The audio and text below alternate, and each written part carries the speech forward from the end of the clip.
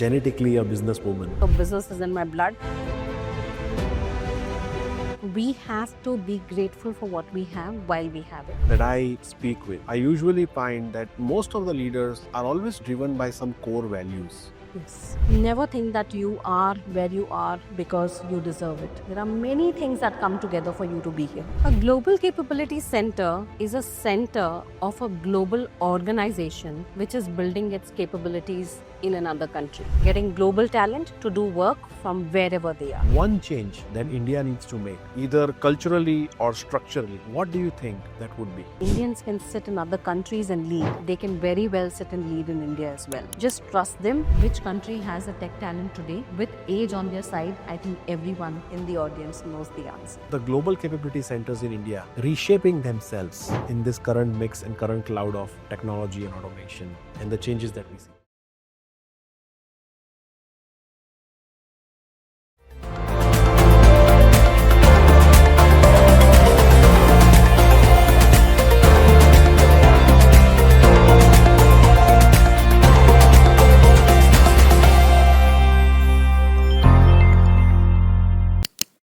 Ladies and gentlemen, welcome to yet another episode of the 𝗧𝗵𝗲 Shah Show. A global CEO sitting in the headquarters, looking at the strategies for next 5 to 10 years, must be thinking of India in the play. With us, we have a veteran.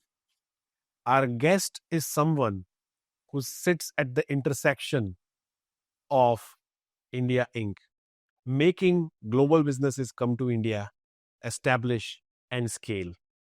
Ladies and gentlemen, please welcome Monica Pirgal, CEO of 𝗲𝗵𝗵 𝗦𝗵𝗵 to the show. Monica, Thank you, welcome to Sunny. the show. Thank you for having me on the show. Very, very delighted to be here. Likewise, Monica, I'm very happy that you could make it on such a short notice. And I'm sure as we go through today's episode, it will hopefully extract a lot of value from you for our audience, and it will help us understand a lot of nuances of global capability centers and the world that you belong in. I'll give my best. But before we get there, Yeah. let us know more about you. The Monica behind and before the CEO, before the corporate life. Let's start with your beginnings. How did it all started? Can you tell us more about yourself? So I come from a very typical Jain family where women don't work.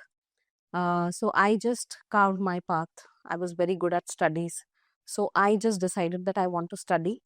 What I wanted to do, I did not know. All I knew was I was a first bencher, I was a first ranker, and I was good at whatever I did, whatever I touched. So studies kept happening, and then eventually once I became a lawyer, I decided to go to work. I never sought permission, but it was very subtle that let me do it till I have the time to do it. And then there was never looking back. But Monica as a person, while I'm hardworking, I'm extremely God-fearing. I am a doting mother to my only daughter, and I'm a huge music lover. So that's my go-to when things are not going my way. The only thing I do is listen to music, and then I'm back in my game. Wonderful. You've done a lot in your career as I go through it, right? So right from banking to consulting to retail, now leading a company that is bringing more and more companies to India. Yep. What was that key juncture in your career where you thought that, I'm not just made for execution, I'm here to drive outcomes? So while, I enjoyed each of the roles that I did, the most important turning point where I moved from execution to leadership was, for many people, pandemic has been a game changer. And so it was for me. When I was at this organization, which is a retail organization, and pandemic hit, all of us had to come together and drive strategy. While I was a legal counsel and doing everything that a legal department has to do, we all came together, put our heads in together to make sure that we are ready to handle the pandemic, and we had to drive a lot of strategies. I put my hand up, like, I usually do. I never fear from taking on something that I don't know, but I just know that I want to do it. So I put my hand up. And as I started working through, navigating the whole pandemic situation for the organization along with my other colleagues, I realized that I was enjoying it so much. I was enjoying it because I was doing something outside of legal, and the impact that it created, I knew that I wanted to do more than legal. And that's when I made my mind that my next role has to be something broader. And, what also added to this whole thing is my educational background. While people think that I'm a lawyer, I also am a company secretary. So I did a lot of studies in finance and legal and taxes and stuff like that. And I come from a Marwadi family, so business is in my blood. So that combination put everything together for me to take up the leadership roles. Did you ever feel uncomfortable, uncertain as you were stepping into the larger role? See, uncomfortable is a feeling which is internal, and my personality is such that anything that is internal that I can control, I get over with, right? So nothing can make me uncomfortable, right? Even if it makes me feel bad for a certain moment, I am not uncomfortable. I either get a way to deal with it, or I step away from it. But uncertainties are external circumstances. You can't control a lot of those. Um, but those are something which actually shape you as a person, right? One of the most important and pivotal moment for me when it comes to us uncertainty is we never think that our parents will grow old or they will leave us, at any point in our lives. We think that they're always going to be around. And a few years back when my mom was diagnosed with a critical illness, for me that was, oh my god, how did this happen? I did not know how to deal with it. Of course, now I'm coming to terms with it. Yeah. But as a person, it taught me that we have to be grateful for what we have while we have it. And when God is testing us, we have to really step up. I'm really grateful that in my lifespan that I have, my mother has been a mother to me, but now I'm a mother to her, and I'm giving back as much as I can. And I absolutely love it. As much as I hate to see her in pain, I love the fact that I can take care of her now. Yeah, I can correlate to that. I've been through the same journey, Yeah. unfortunately. But I'll touch base on your career aspirations, because what you are, the way you come across, right from your legal background to being a company secretary, and genetically a businesswoman, all of this has helped you shape up into a CEO's role. Yes. Every leader that I speak with, I usually find that most of the leaders are always driven by some core values. Yes. Do you have any such values that you'd like to share with us? Absolutely. And I think when we are growing up, we don't realize it. We sometimes also push back when our parents are teaching us certain core values. But when I look back now, why do I do what do I do? And when I map it back, I realize that there are some belief systems, there are some core values that I'm driven by, right? Um, like I said, I'm very God fearing. So for me, the core value and what my dad has taught me is never do wrong. Mhm. Unless the other person is doing wrong to you, you don't be the first one to do it. You don't have any motivation to do that. So I do believe that karma is something which will come back. So I always try to be very righteous, and that's the value which have been taught in our family. And I'm very committed. I finish what I start, whether it is cleaning my house for Diwali, or getting a work done in my office, or getting project till the end of it. I think getting the work done is something that we've been taught, and that is a commitment that I live with. And lastly, it's humility. I think we all think that I'm here because I deserve it and I know it all and all of that. But luck plays a role, and you are born with certain karmas. If you stop, if you start forgetting that, that's when I think humility goes out of the window and arrogance comes in. Yeah. I've always been taught to be to be humble. I've always been taught to be humble. Never think that you are where you are because you deserve it. There are many things that come together for you to be here, and I don't forget that. So remaining grounded Yes, is what you're trying to say. absolutely. Makes sense.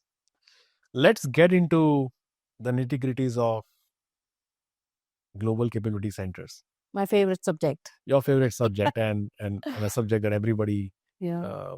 on the show is also very closely looking at. But let's break this down. Let's break down this complex subject to make it more simple for everybody. So let's say if you are explaining a global capability center concept to a 20-year-old, how would you simplify this? A global capability center is a center of a global organization which is building its capabilities in another country. Very simple. If you are in the US and if you have another parallel office in India, that is US's GCC. If you are in the UK and you have another office in Mexico, that is UK's GCC. It is as simple as that. Getting global talent to do work from wherever they are. Well said. As you know, India is the epicenter of global capability centers. And everybody, right from government to private players to companies such as yours, are making large strides in the right direction so that this industry continues to thrive and we continue to add value to the world as a whole. Yes. But when global leaders are looking at India, based on your experience, since you talk with so many of them, is there a misconception about India where global leaders get it wrong that prevents them from coming to India to begin with? And would you like to clear that misconception on this show today? See, I think as Indians, we are all very capable, but we are very shy people. So many a times in the meeting, we are more quieter, right? Yep. We are also very hospitable as a country. We also kind of, agree most of the times just because we don't want the other person to feel bad. And sometimes that gives a very different. You're shy does not mean that you're incompetent. You're hospitable does not mean that you're submissive. You're just being nice does not mean that you are order takers. And I think that's a message which both global audience have to understand and have a good understanding of our culture. At the same time, I think we as Indians also have to step up and show up with a little bit of more, I would say, confidence, which we do most of the times. But I think our value systems, seep in and we again start feeling like, oh, maybe I'm going to hurt someone if I'm going to say something. So those are some changes, I think, which is a mindset change that both global audience as well as Indians have to imbibe. From a business lens standpoint, from your vantage point of view, how do you see the world looks at India today? India no doubt has a talent. So if I were to just give one line for the globe to look at India, you like me or hate me, but you can't ignore me. India cannot be ignored.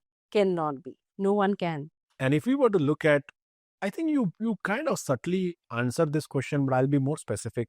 If we were to look at one change that India needs to make, either culturally or structurally, what do you think that would be? I think the change is not so much from the India side. If there's this joke that keeps going around today. If US were to call all its major business leaders for a discussion, they have to serve samosas and chai.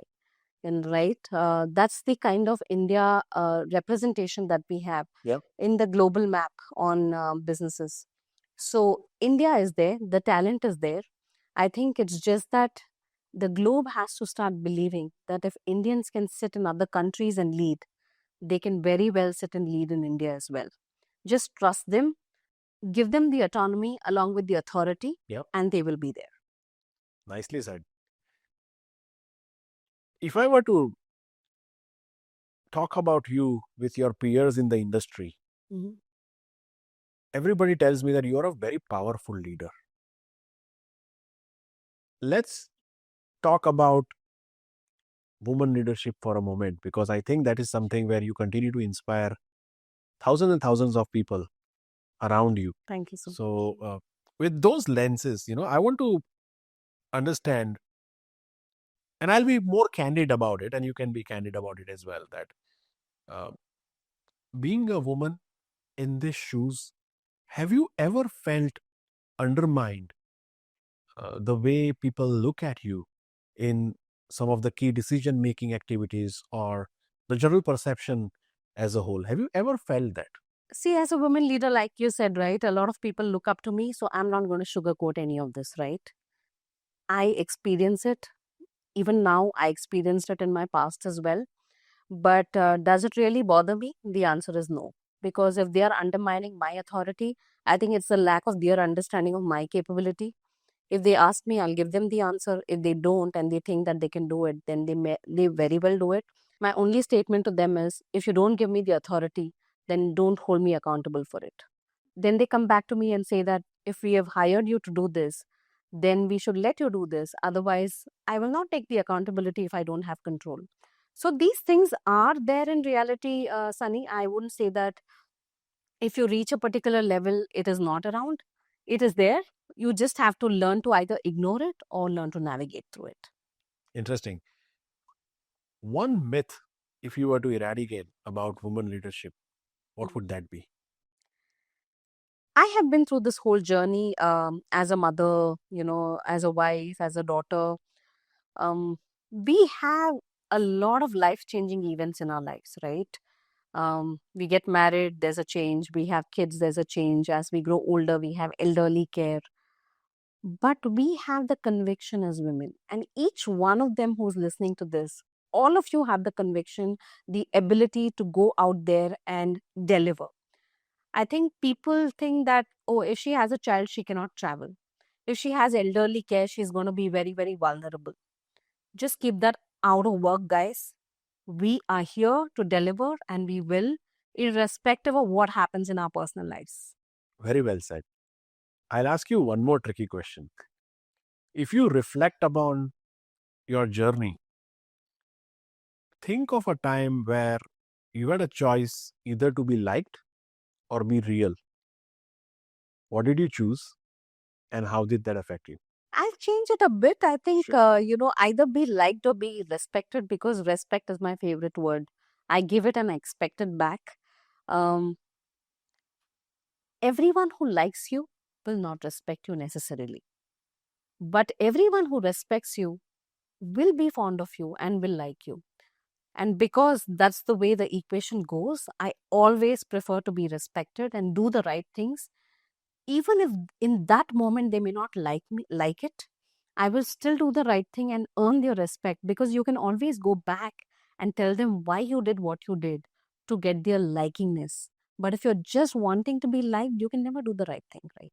What would your advice be to them? I wish someone gave me this advice, but now that I have the opportunity to give this advice to people, especially youngsters, get up, dress up, and show up. That is the beginning. Unless you show up, you will not learn, you will not grow, you will not have an opportunity to present yourself. So that is the underlining thing. You will wake up in the morning to say, today I don't feel like doing this. But your job is to do it every single day, consistently, for you to reach at the top. Let's again move on to the global capability centers, because I have some specific questions I want to understand from your perspective. When you look at this world that is being reshaped by AI, and you see automation everywhere, you see rapid transformation across talent stack, how do you see the global capability centers in India reshaping themselves in this current mix and current cloud of technology and automation and the changes that we see? I think, AI is actually seeping into every area of our lives, right? And businesses cannot be left behind. And when I say businesses, GCCs as well, because we are managing businesses for many global organizations, it is here to stay. We have to know how to use it more effectively and efficiently. The skills are something that the GCCs will need. Yeah. They may not necessarily 100% replace humans, but to some extent, how to leverage it, where to leverage it, and how much to leverage it is something which human beings will have to guide the GCCs with. So saying that I won't do AI is something, I would say it's suicidal. You have to do it, but you have to just temper it. How much and when and where. And as India poises itself to make sure that we are building the next generation of workforce, we'll also have to back it up with next generation of leaders. Yep.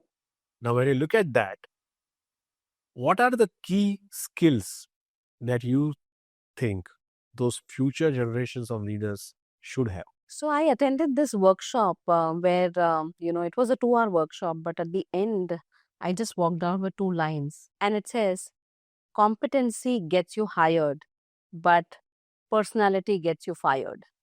So while our colleges teaches a lot of competency, everyone can get their first job and grow into the job and do their stuff well. But if you were to get to a leadership layer, I think what's important is a lot of personality traits. How do you navigate the culture? How do you navigate leadership? Where does the control lie? Where does the influence lie? How do you influence without showing the authority? These are skill sets, unfortunately, a college or a course cannot teach you. This comes with your day-to-day job and your learning on the job. So I wish, somebody can just give a magic wand to say, okay, today you know how to handle people. I would be the first one to take it. But there is nothing like that. But leaders will absolutely have to um, shape their personalities to make sure that they stay relevant. They are liked as well as respected. Nicely said. And one more question in this segment before we move into very interesting rapid fire. Today, when you look at the Global Capability Center as an opportunity, and everybody is aiming for getting in and leveraging this, as an Indian and as somebody who's entrepreneurial in nature, how big do you think this opportunity is for all of us here? And the overall scheme of things for next 3 to 5 years, where do you see this whole thing shaping up? So let's go back to the basics, right? There are human beings across the world. Yep. They need services, they need food, products, they need education, they need everything to stay alive. And they are there in various countries, right? Who is going to cater to these needs? If you want to run a business, mostly all the businesses today are on tech. Who is going to enable that tech? Your country that you're running the business in may have the talent, may have the infrastructure, but ultimately, like you source products and import products, you will have to import services. Yeah. And GCC is nothing but that. It is just an extended arm where you can enable your businesses to cater to your public in the country that you live in. To the extent that human beings are going to be alive and around, and to the extent that all these services just needs to get better and better each day and more convenient for people, tech is going to be in the forefront. And which country has a tech talent today with age on their side? I think everyone in the audience knows the answer. It has to be here, and GCCs, that's why are here to stay. I would say not just 5 years, but a little longer as well. GCCs will be here. They will not be called Global Capability Center. They may just be called another office of the headquarters or whatever. But leveraging talent from India is something which is a reality today and will continue in the near future. India is an absolutely inevitable choice then. Yes. And not just, importing services from India, but also making India entry as a market for most of these global businesses. Because we have the population, we have the consumption, we also have the disposable income now that India is on the global map and the 4th biggest economy. Why not? Why wouldn't a global brand want to be here and sell here and make money here? So we move on to rapid fire. Are you ready for it? Yes. So you know the rules. Yep. I'm going to throw a question. Okay. And you're going to give me specific answers. But I don't see the hamper. Do I have a hamper that I win if I do well? Yeah, you get this yacht. Okay. So let's start. Let's start with the rapid fire. Okay. One habit every leader must develop. Listen. I think it's so underrated. We all think that as leaders, we need to have answers to everything, but that's so untrue. You have to listen and you will find answers. One mistake that taught you the most. Not understanding the power play in the organization and being emotional about some decisions. You want to expand on that? So sometimes what happens is you are joining an organization and you're in an urgency to prove your worth because you're so excited. It's not something wrong, but you're just so excited to make a difference and all of that. And sometimes we kind of don't understand the dynamics of the organization, the power play in the organization, good, bad, ugly. Office politics is real. You can't ignore it. You just need to know how to play along with it. So without getting emotional about certain things, passionate about the work, I think just play it out a little slowly and understanding the entire thing. There are some things that I wouldn't do now if I look back, just because I was a little emotional about some things. A book or thought that changed your thinking? So when my daughter was about 3.5, and I got an offer from a company to come to the job full time. I was doing kind of hybrid before that. So when I was called, I wanted to make sure that my daughter, was taken care of, and I was trying to find a house help to take care of her. And I was so naive that time, right? I didn't even know that daycares existed. I mean, now if I look back, I absolutely have no idea how I got until here without knowing some very basic stuff. And the maid said, she cannot come. She cannot come to my house full time. And my husband and I were just discussing, and I said, the maid is not turning up. I think I'll have to decline this offer. My husband made one statement that day, and that statement has actually shaped the way I look at things today. He said, a maid is not going to decide your career. And that day I got the courage to say, I'll figure it out. If it's not this maid, somebody else, something else, but it'll all start falling in place if I have the courage and put it forward. So that's been such a huge change, and I work with that even today. There are many things that do not go in your favor every single day. So you just show up, and you just exhibit the courage to say, I'm going to figure it out. Figure it out. Yes, Basically. I'm going to figure it out. I still am. Nice. Life is all about figuring it out, right? Yeah. At every phase. Yeah.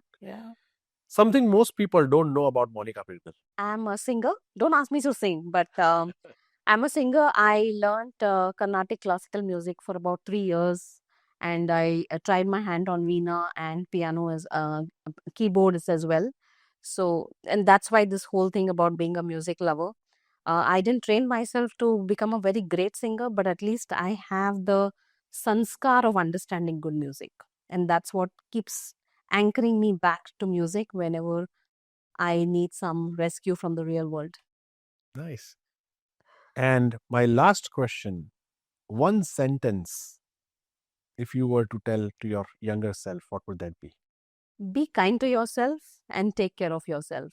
I think I was just too busy fixing everything around my house, my family, my work, and I just forgot that I had to enjoy that moment. I was just trying to be too perfect. Just let it be. I mean, just be kind to yourself. Very nicely said.